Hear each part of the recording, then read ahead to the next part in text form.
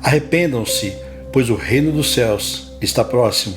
No contexto em que essas palavras foram proclamadas por João Batista, no livro de Mateus, capítulo 3, versículo 2, muitos judeus entenderam que os seus anseios estavam próximos de ser atendidos, que assumiriam a soberania nacional, que os romanos seriam derrotados e o reino de Israel seria novamente uma nação poderosa. Não sendo assim, então, onde deve vir o reino de Deus?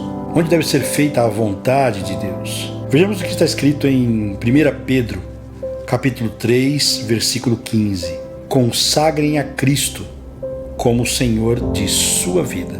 O apóstolo Pedro é claro nesse contexto, onde afirma que o reino de Deus se manifestará no coração daquele que se compromete com o Rei Jesus.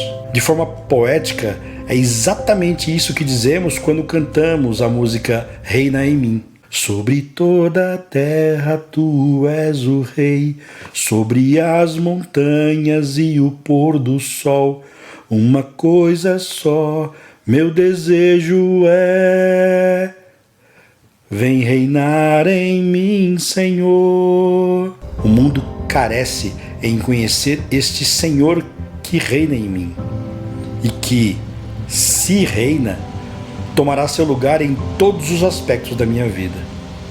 Portanto, eu manifestarei a sua vontade.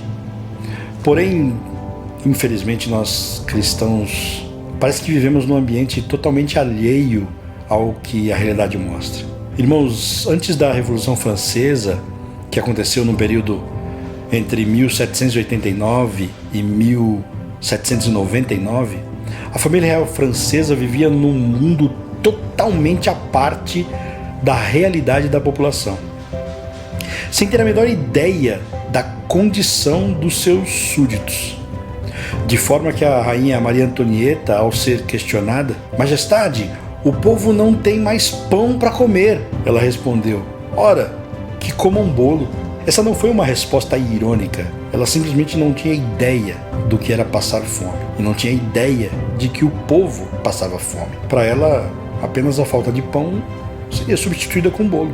Assim como Maria Antonieta, nós cristãos estamos fechados em nossas igrejas castelo, retendo o pão que fomos chamados a repartir, Jesus. Deixamos de olhar para a realidade miserável dos corações e deixamos de nos arrepender dos nossos erros. Deixamos de olhar para a realidade do mundo à nossa volta e desistimos de clamar por graça e misericórdia de Deus. Irmãos, nós deixamos de encarar a verdade desagradável a respeito de nós mesmos e dessa maneira nos tornamos escravos do pecado. Assim como os judeus do tempo de João Batista, estamos invertendo a ordem das coisas.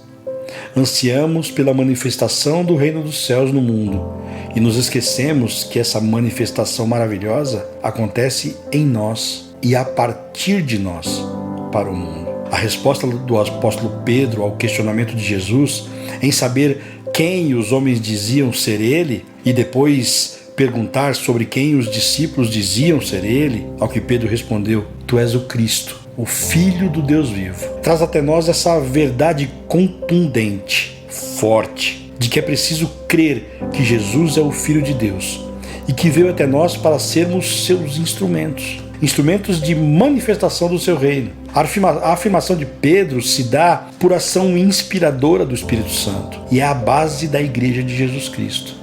Um pequeno mundo que deve influenciar o universo e que, apesar de pequeno, não deve se deixar influenciar, mas ser o agente influenciador.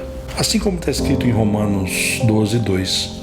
Ao declarar: venha o teu reino, seja feita a tua vontade, eu assumo o compromisso de manifestar a justiça, a paz e a alegria do Espírito Santo, de forma que isso seja maior e mais importante que as minhas necessidades básicas de comer e beber, conforme Romanos capítulo 14, versículo 17. Venha o teu reino, seja feita a tua vontade, diz: me ensina a amar meu inimigo, me ensina a respeitar as pessoas, me ensina a não ficar irado, me ensina a fazer o que é certo, parafraseando Jesus no jardim do Getsemane. Todavia, não se faça a minha vontade, mas a tua.